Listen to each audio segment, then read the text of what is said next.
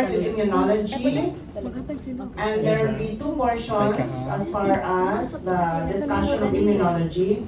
We'll start with basic immunology, which you have learned already last year, no? So we'll be discussing about the components of the immune system, and then discussing the innate and adaptive immunity. And then the second portion will be on applied or clinical immunology, meaning although later on when I lecture, I will be including already the deficiencies. For example, if you have deficiencies in phagocytosis, we will be mentioning it as we go along in the discussion. And these are the application of what you have learned for basic immunology. So immunity against bacterial, viral, and fungal parasitic infections. So again, what is the host defense that we have against these different infectious agents? And we will discuss a little bit about diseases of immunity, including immunodeficiencies. No? And then we will discuss about vaccines, immunizations, and immunologic reactions or serologic reactions. So applying the principles of basic immunology to clinical aspect. So again, let's start with basic immunology. So these are basic, no? So you have learned this one, that as far as the immune system is concerned, especially in relation to infection. No? So number one function is defense against infection. And then defense against tumors, and I think you have learned also that immunity has something to do as far as being able to monitor transformed or abnormal cells, right? And supposedly transformed or abnormal cells should be eliminated, right? So that it will not develop into cancer. So that's part of the function of the immune system. And then number three is something to do with inflammation. So inflammation is actually a significant component of the immune system, because every time you have an inflammatory process, it usually involves phagocytic cells, right? So whenever you have inflammation, whether it's acute or chronic, it usually will involve phagocytic cells. And then transplantation immunology, this will be taken up in detail in GenPa. So I think you understand that whenever you have a grafted tissue or a grafted organ, rejection of such foreign tissues is a function of your cellular immunity. And immunotherapy, so there are several types of, aside of course from the use of monoclonal antibodies for therapy, there are a number of cytokines that are being used now for treatment.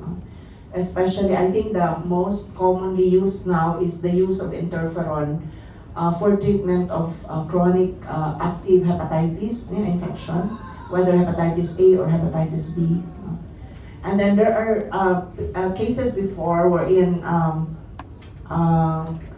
cytokines were used for treatment of certain types of tumors. Okay. And then of course the role of the immune system for serologic identification of our etiologic agent, basically with the use of antigen-antibody reactions for serology or immunologic reactions. Okay.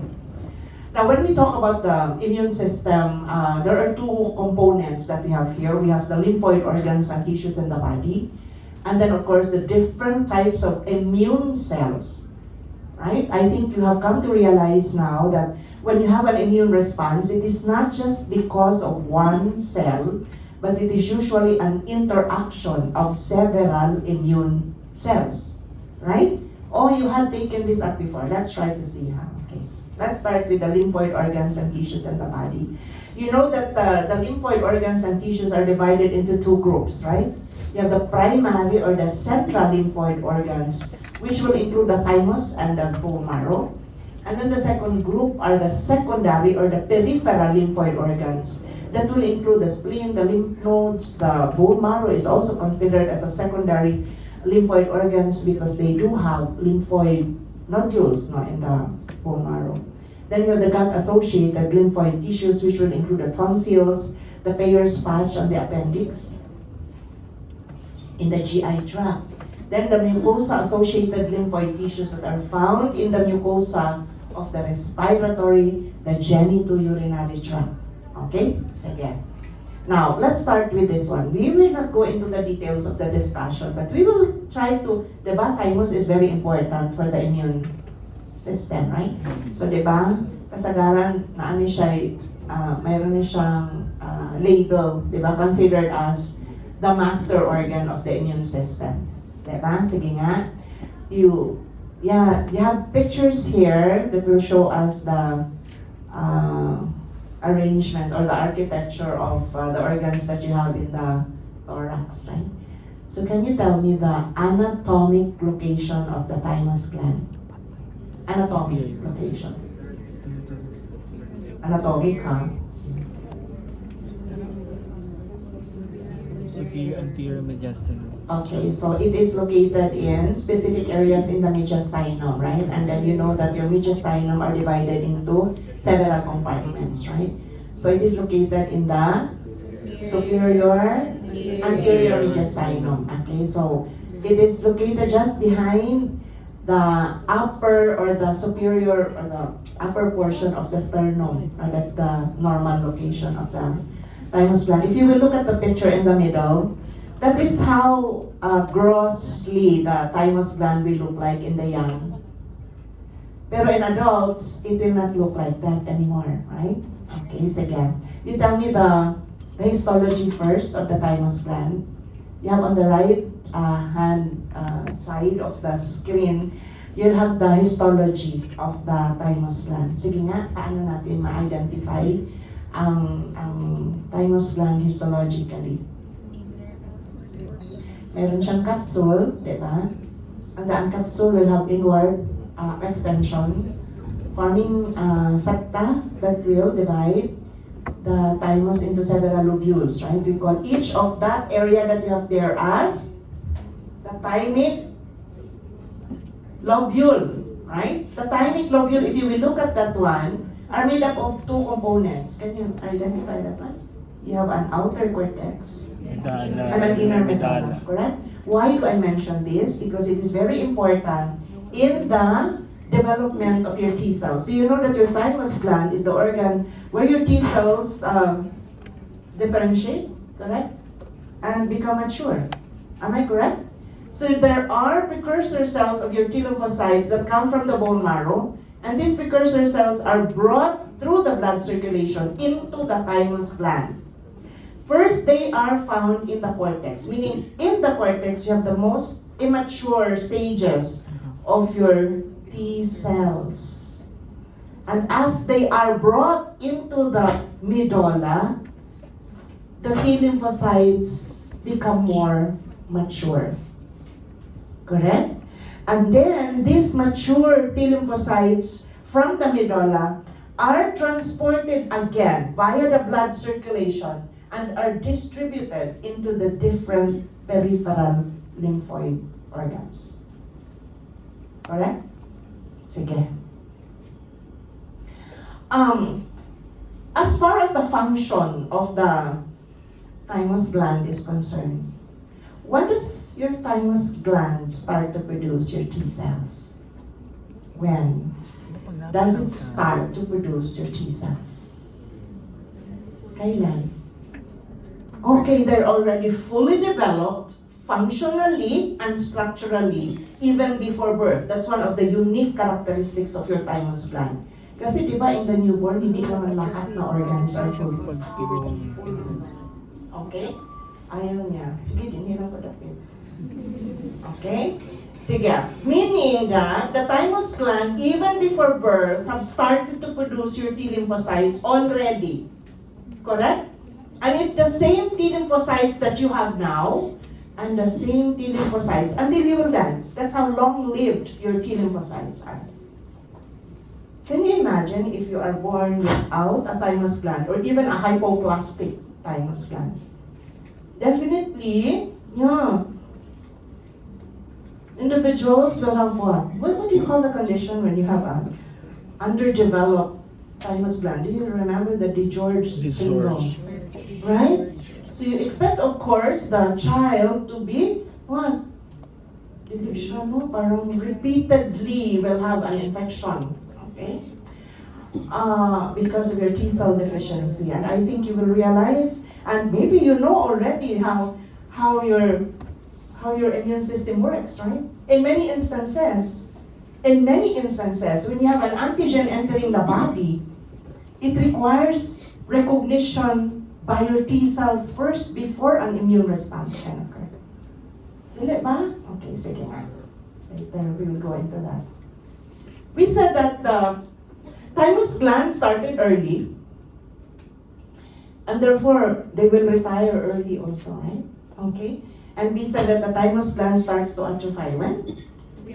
Puberty. Okay, puberty. And the meaning of atrophy, when you try to look at your slides again in the laboratory, dapat maalala nyo dyan, no? O bitaw na antay mga visual sa lab. Because it will help you recall. Right? Sige nga. What is the histologic definition of atrophy of the thymus gland? Histologic definition. When? Come on. Silent is the night.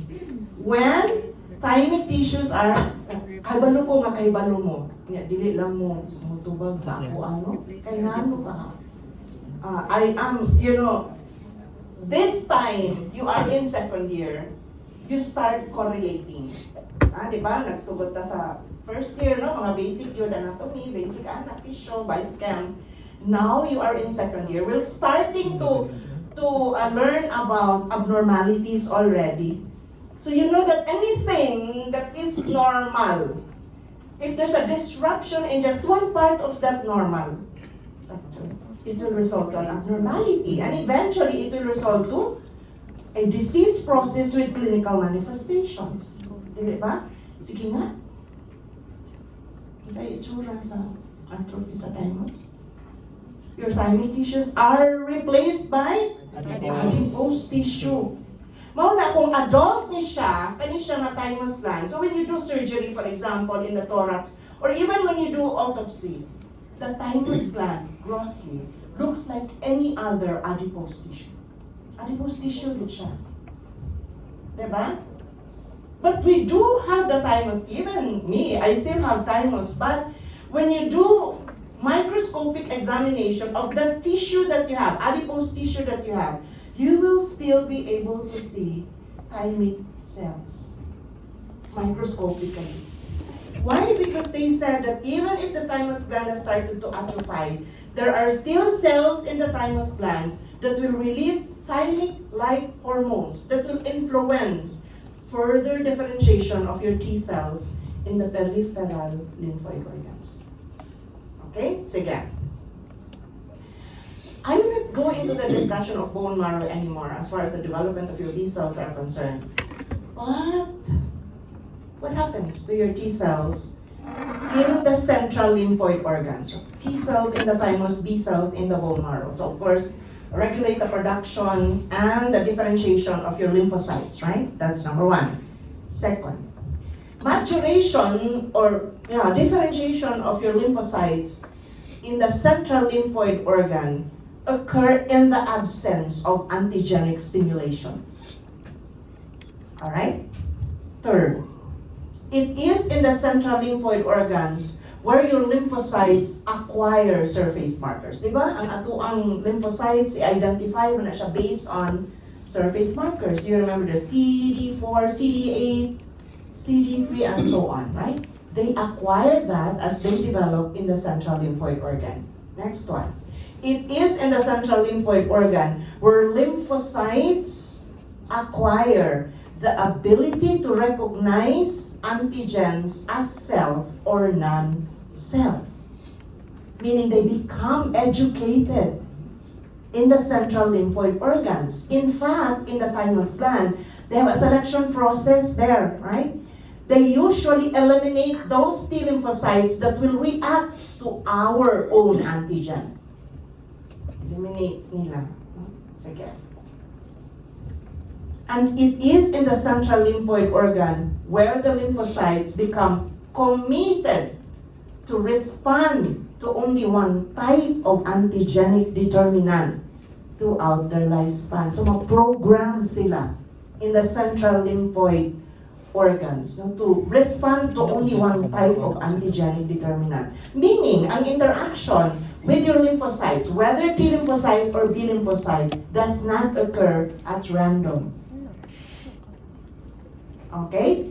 So pwede nga sige, mawita na ang imuhang lymphocyte is constantly recirculated. You realize that? Diba, no? Ang ato ang lymphocytes, di ba, mo ato siya sa blood circulation, will be distributed into the peripheral lymphoid organs and tissues, di ba?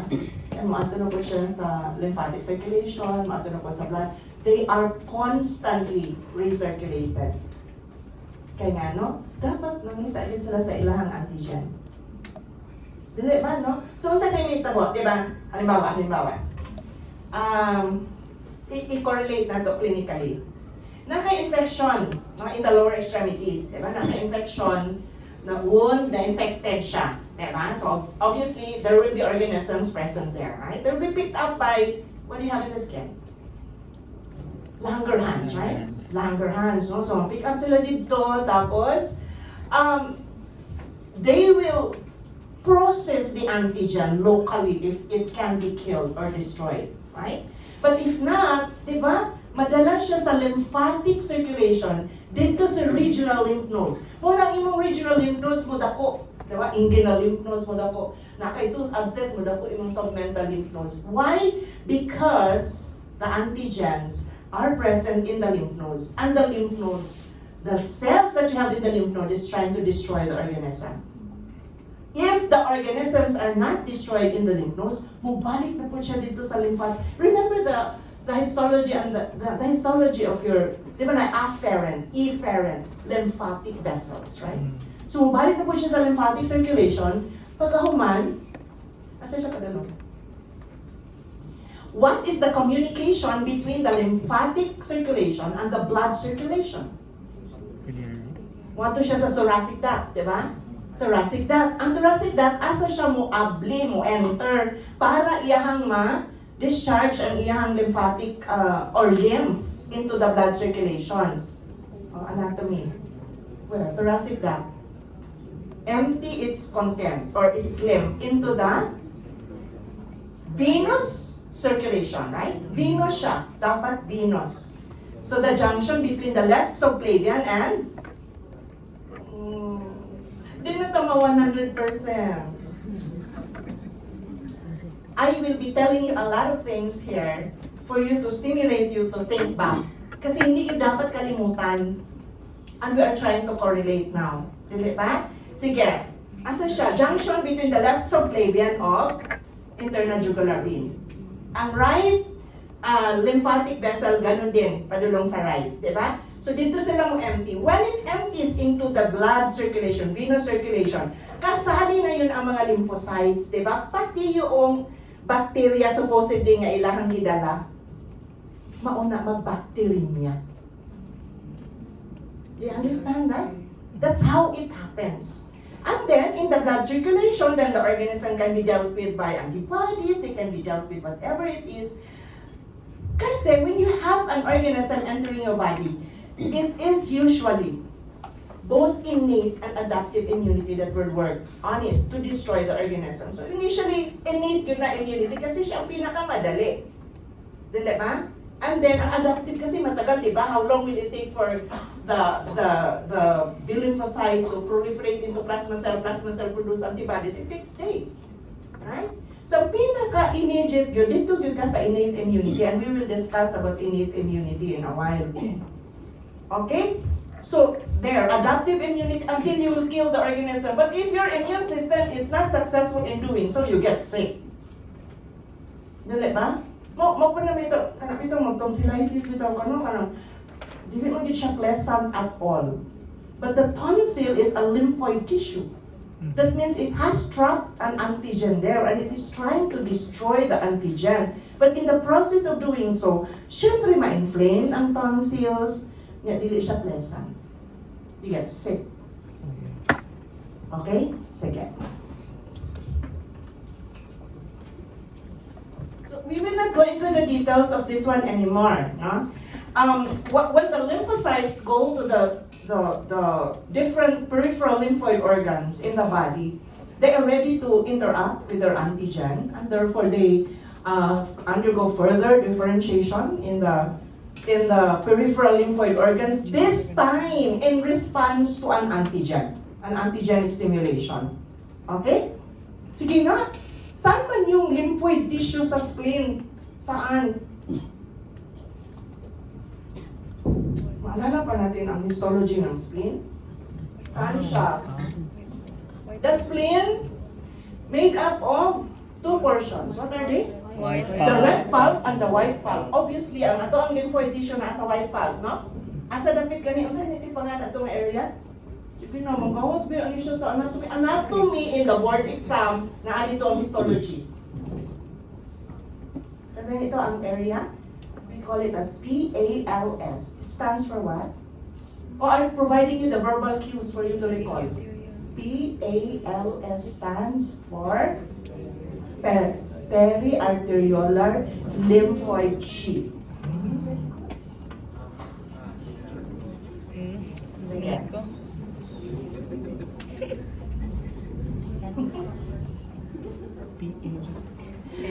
In the lymph nodes, asa ang dapit ang ato ang lymphoid, mga lymphoid nodules. Di ba naman may primary lymphoid follicle, secondary lymphoid follicle na as lymph node, no?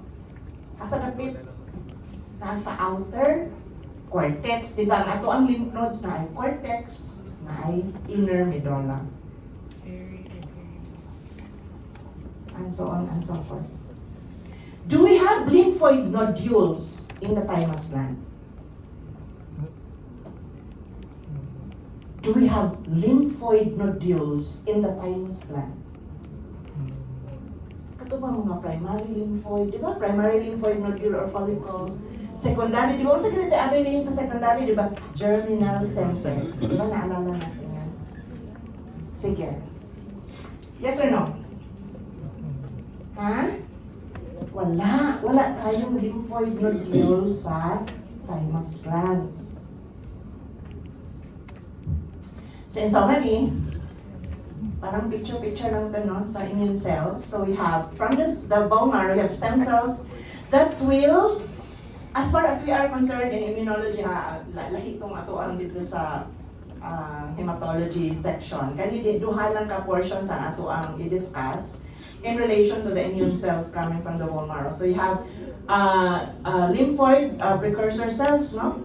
Lymphoid precursor cells. So ito yung maging lymphocyte, no? Maging B lymphocyte, maging T lymphocyte, and then you have the natural killer cells. Okay? And then for the myeloid, of course, that's where your granulocytes are, granulocytic series, and then the monocytic, your monocytes that eventually become macrophages. Okay, that's also where the dendritic cells are derived, and then the ILCs, no, or the innate lymphoid cells also are bone marrow derived. Lahat naman ng immune cells that we have are derived from the bone marrow. Okay, so these are, just to remind you how they look like, no? These are the granulocytes above. We have this in histo, right? These are the neutrophils, the eosinophils, and then the basophils.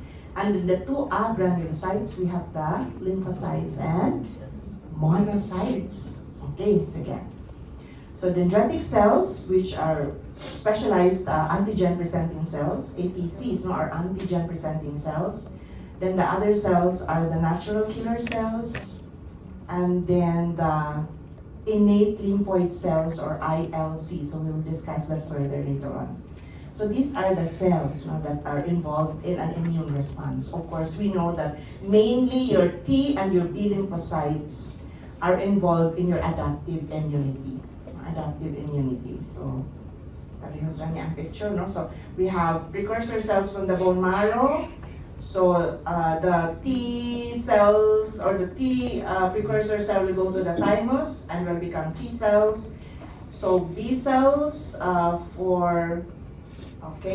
when they become mature in the bone marrow, again, these are the picture that will show you that they are thrown into the blood circulation and are distributed into the different peripheral organs. Peripheral lymphoid organs. Okay, sige. So let's try, although you had this previously, but let's try to differentiate your T lymphocytes and B lymphocytes as significant effector cells no, in the adaptive immunity. So since we're talking about immune cells here, so AC, no? Site of differentiation, thymus T cells, bone marrow B cells, okay. Lifespan, long-lived, as I had mentioned, for T cells. B cells have variable lifespan. They can be short-lived, they can be long-lived. Memory, yes, both are capable of producing memory cells, okay. And then antigen receptor. So meaning, what structure on the surface of your lymphocytes will accept the antigen? Diba? That you have, for lymphocytes to become activated, they have to have receptors for the antigen, right? So ang T lymphocyte, we call it as T cell receptor or TCR, also otherwise referred to as CD3. What's the meaning of CD? What's the meaning of CD? Cluster of differentiation. Okay? And then, on the surface of your B lymphocytes, ito madali lang. Kasi what will accept the antigens are immunoglobulins. The IgD and the IgM will accept the antigens on the surface of your B cells. You remember the CD4 and the CD8 markers that you have. It's present only on your T cells. It is not present in your B lymphocytes. Okay. Now, in the peripheral blood, first. How many percent are your lymphocytes in the peripheral blood? Ito muna. What is the normal range of your WBC in the peripheral blood? In microliter of blood? 450 Bilang. Now you White should blood start cells to, now. kasi diba, routine yun ang procedure when you're admitted or when you consulted and then Pila. you have an infection, routine yun na siya. Ang CBC, no? And part of the CBC is your WBC count. So it's between 4,500 to 11,000 cells per cubic mm of blood. So anything beyond that, what do we call how do we call it clinically? If your count is beyond 11,000? Leukocytosis. The opposite is leukopenia. Okay, so start familiarizing with all the medical terms that we have. Okay. You know that the predominant cells that you have in the peripheral blood are your neutrophils, correct? Okay. What's the second most abundant? Lymphocytes, how many percent? Normally. Normal values, okay. Sige, 20 to 30%. Okay, so out of 20 to 30% of lymphocytes, the T cells predominate in the peripheral blood. So comprising about 70 to 80%, 20% lang ato ang B lymphocytes. In the thoracic duct, of course, your T lymphocytes predominate. In the lymph nodes, if you still remember, in the lymph nodes, diba? Ang atong lymphoid follicle, whether it is primary or secondary, B cell area gyud na. Okay? So sa ato pa, kung may ka germinal center or secondary lymphoid follicle, the meaning of that is what? Ang B lymphocyte na activated. You will notice the germinal center will have large pale staining cells at the center, di ba? Those are stimulated B lymphocytes. Okay? So where do we find the T cells? Majority of your T cells are found in the area in between the cortex and the medulla. Deep cortex. Alright? Sige. Naman siguro na picture. Maano siya, di ba? So, maano siya ang cortex sa gawas, di ba? Where your lymphoid nodules are present, or lymphoid follicles. And then this is the central medulla. Okay? Sige. Of course, sa thymus, 100% yun na T cells. Now, we call the T cells in the thymus as thymocytes. Okay, so when I B cells, ato ang... Now, in the peripheral blood, when you have a blood smear, right? We cannot distinguish whether... Dili nato ma-distinguish whether it's T cell or B cell in the peripheral blood. They look the same. Alright? But of course, we can distinguish your T cells and B cells in an electron microscope. Because the T lymphocytes, most of the time, they have a more smooth surface, right? Smooth. Pero ang atong B lymphocyte, mas rough siya, no? In fact, it's being described as hairy. The surface of your B lymphocytes under the electron microscope. Pero wala man tayo electron microscope. What's the most common method that we identify? And we count lymphocytes in the peripheral blood. The T lymphocytes, okay, is being identified by rosette formation with sheep red blood cells. Ganito ang itsura niya kung positive ang result. Lymphocyte na nasa gitna. This one. And then, these are the sheep red blood cells that will attach to the non-human erythrocyte receptors on the surface of your lymphocyte. You get that? Lymphocyte, you add your sheep red blood cells. The sheep red blood cells will attach to the surface of your T lymphocyte. Why? Because T lymphocytes have receptors for non-human erythrocytes. Okay? Then, what about your B lymphocytes? Oftentimes, they're identified by what? Remember, what's the antigen receptors that you have on your B cells? Immunoglobulins, right? IgM and IgD. So what is usually done is what? They tag or label with fluorescent dye your antiglobulin. What is the meaning of antiglobulin? These are antibodies directed against antibodies. Alright? They tag it or label it with fluorescent dye, and of course, you have to view this under the fluorescent microscope. So inana ang iyong itsura. That's fluorescence. Okay? Sige. So, let's now proceed to innate immunity.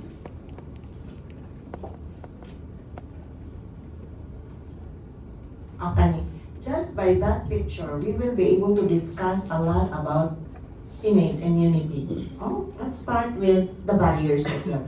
The first line of defense that you have for innate immunity, oh, you notice this one. Physical barrier. Now, what do you have? An intact epithelium of the skin and the mucous membranes in the body is an important defensive mechanism that we have. Why?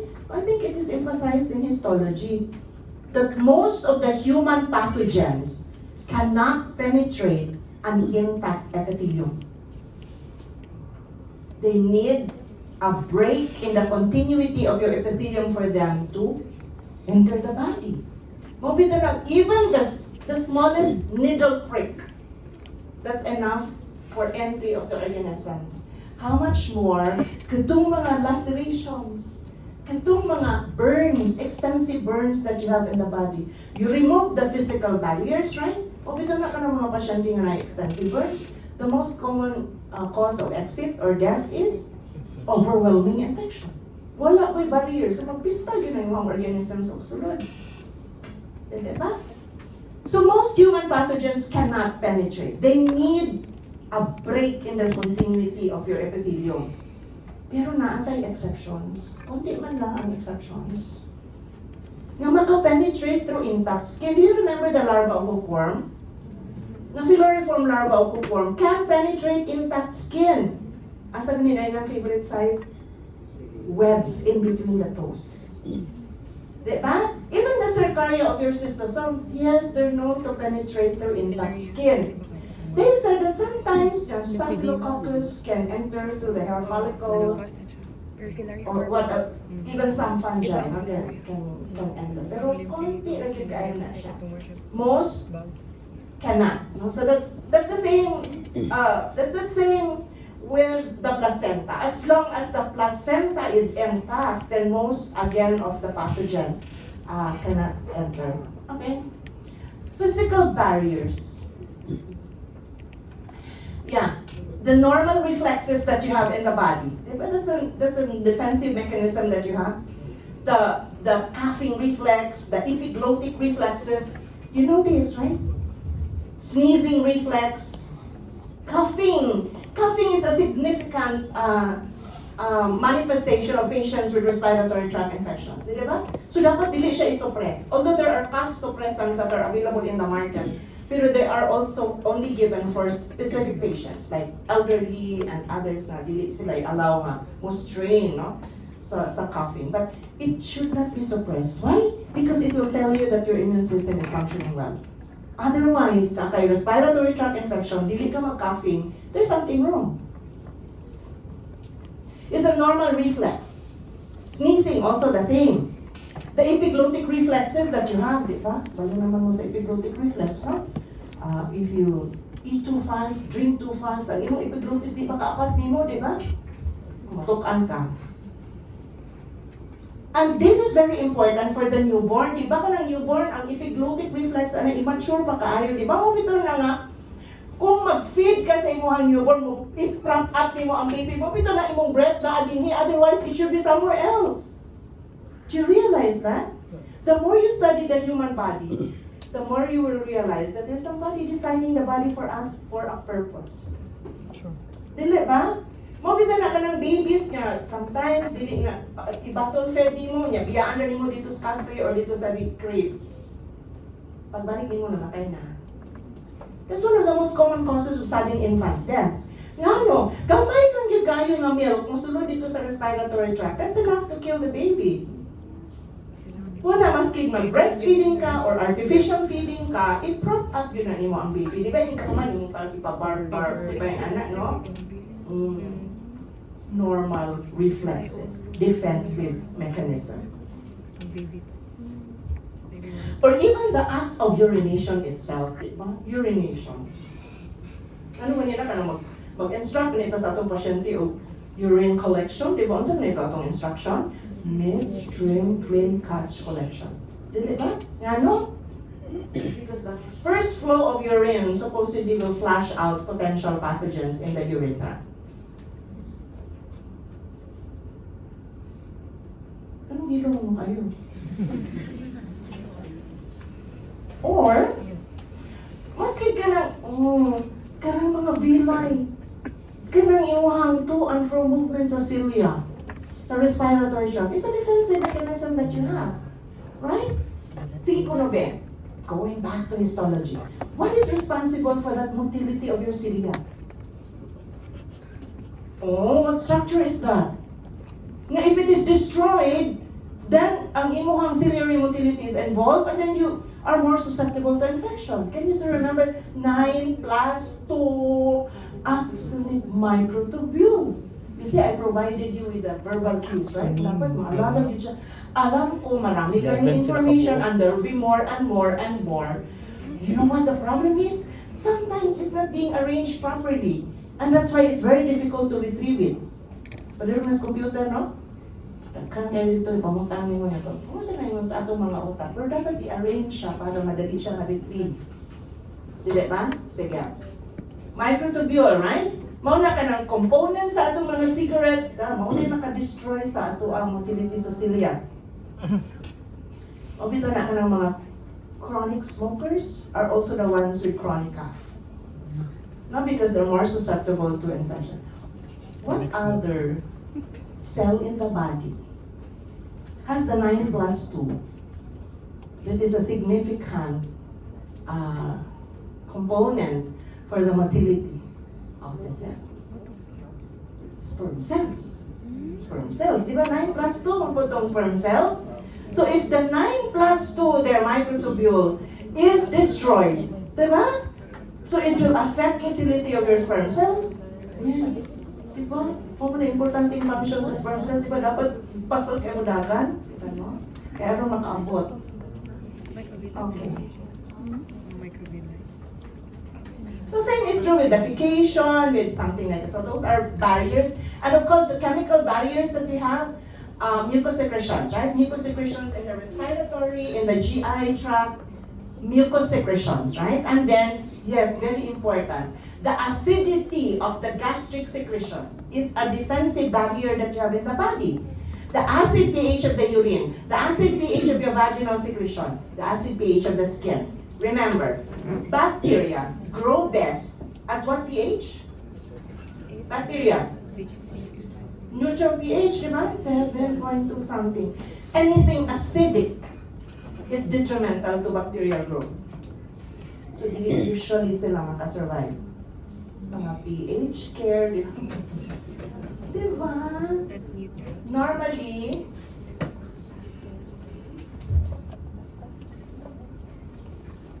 and then, the phagocytic cells that you have as part of the innate immunity are actually the second line of defense that we have. Diba? Phagocytic cells, so phagocytic defense that you have. Dendritic cells, natural killer cells, and ILC or innate lymphoid cells. And then, as the cells, immune cells are being activated, they're capable of releasing a lot of substances like complement products, cytokines and chemokines and antimicrobial substances. So, how do we differentiate innate immunity from adaptive immunity? Diba, ningon ta? First line of defense. Correct? They respond rapidly when you have an antigen. And their action is non-specific. Non-specific. It is not directed to a specific antigen. Correct? And the last one here that is significant to differentiate them from adaptive is they do not produce memory. No memory at all.